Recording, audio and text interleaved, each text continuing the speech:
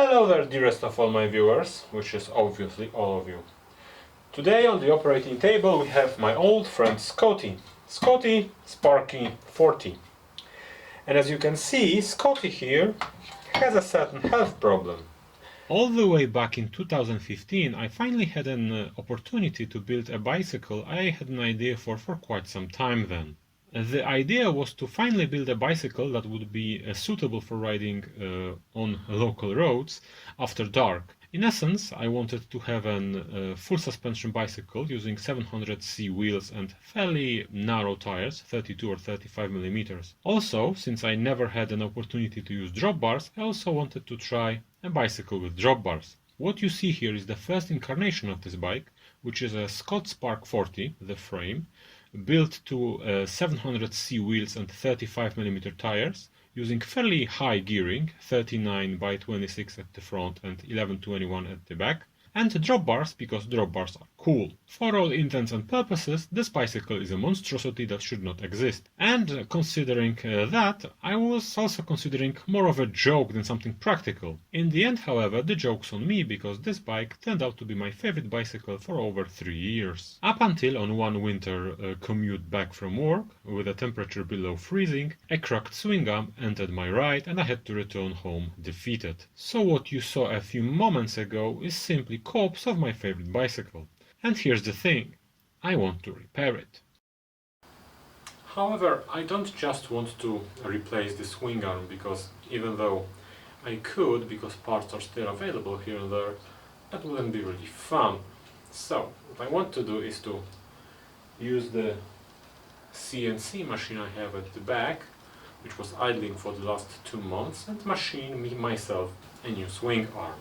And that's something I'm going to be showing you today, although this is just a tryout because I want to debug the program I made for this particular part, because let's face it, 12mm thick plate of aluminum when you're buying this in a fairly low amount is simply, well, expensive.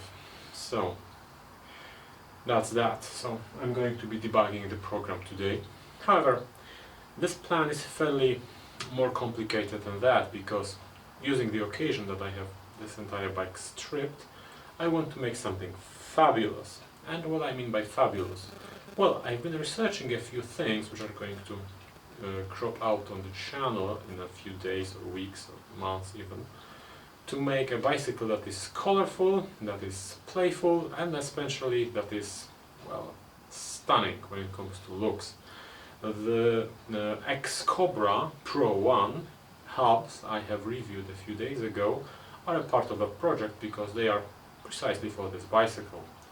Moreover, here I have new rims which I intend to modify to be, well, much more colorful than white, because white is boring, although not as boring as black.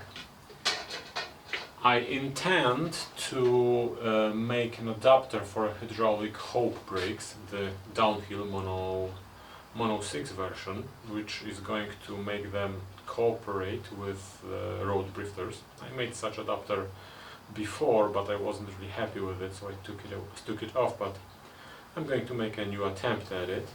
The frame is going to be painted in the chameleon color, which is the mixture of blue and pink. So it's going to be quite 80s, quite electric to say the least. And I'm going to use a drivetrain, which is not really typical for that kind of bicycle, but I'm going to be using this crankset coupled to a 1123 cassette at the back, which is a setup I haven't been using in years, although I liked it very much when I was very actively using something like that.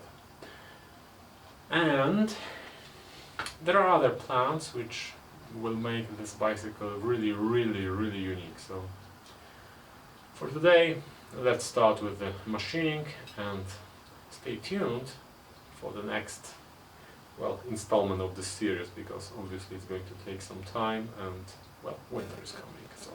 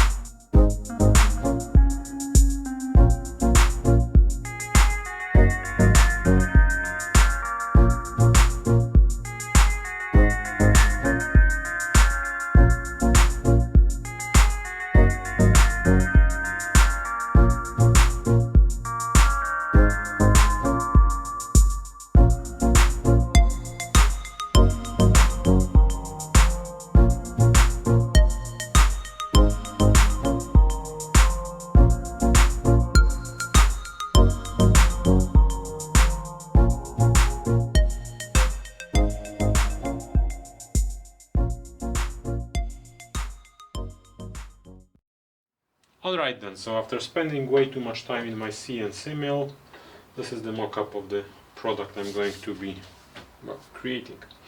This is obviously the drive side, this is non-drive side. The CNC machining you see here is on the inside of the frame, so it's going to be visible from the side. I decided to do it from this side because my machine is a high quality piece of garbage from China, which is the reason why this is the last thing I'm going to try to make on it, and then it's going to get disassembled and upgraded into something sensible. And by upgraded I mean built from scratch, because what I have there is completely... Don't let me solve it.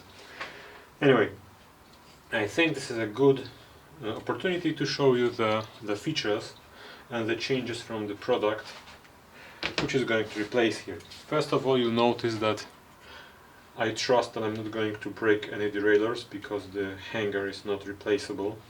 It's simply easier to make it this way, so that's why it's here. If I break it, I'm simply going to cut it out and, I don't know, jerry rig something.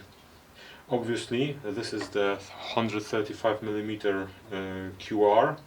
I'm going to be using 142 through axle, and you might suspect why I have bought a certain Chinese hub, because this is precisely meant for this project. There you go. Anyway, 142 through axle. This is going to be made out of aluminum. The rear brake mount is standard, international standard IS 2000, 140mm disc. These chainstays are going to be connected with a piece of tube and a threaded rod here, or some sort of other doodad. Obviously this is straight. I have to bend it into shape so it's flaring outside for the correct axle spacing. This is the reason why one is longer than the other, because I had to take into account that when I bend them, one of them is going to be bent in a different shape, so it has to be slightly longer than the other one. And another interesting feature is that the chainstays are going to be 50mm longer, which is going to give me more space for a tire, obviously.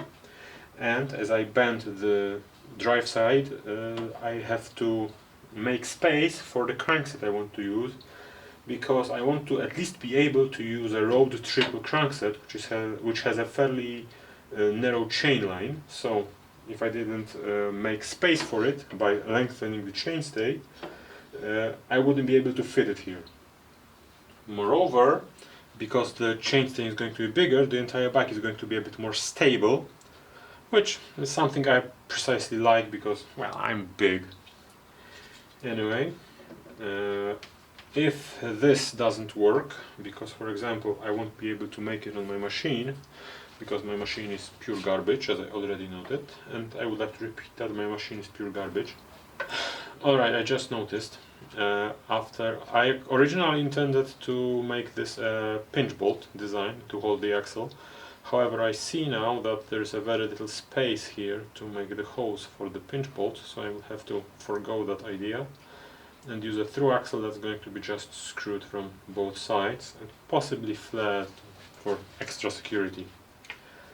Anyway, and this is obviously the start of the entire design, the entire project. Once I have the stays ready, I have to tune the bike geometry, so I have to make new wheels, make just about everything for it, or at least reuse some of the parts. Anyway, and then I'm going to start adding the cool features, which is the foil wrapping the wheels, which is why I started foil wrapping other things, because I want to get better at it. Possibly paint the frame, and there are plans. So I think that's just about everything for now. I hope you enjoyed.